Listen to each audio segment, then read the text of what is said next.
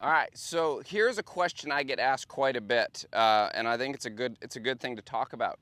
Is it okay for me to start separating my lower body while this golf club is still moving to the top? And I think absolutely. Some of the best players in the history of the game do that.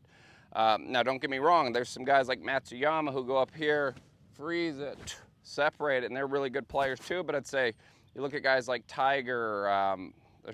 I could go on and on for days naming players, but you'll see a lot of players while this golf club is still working to the top, we're starting to separate the lower half.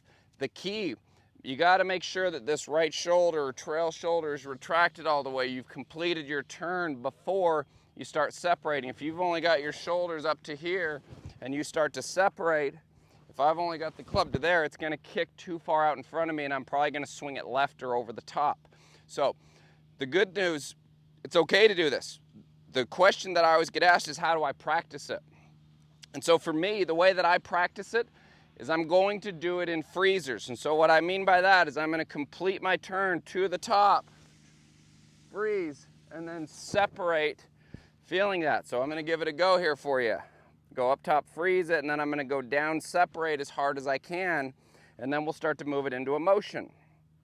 So I go up, freeze, down and separate, and that was perfect.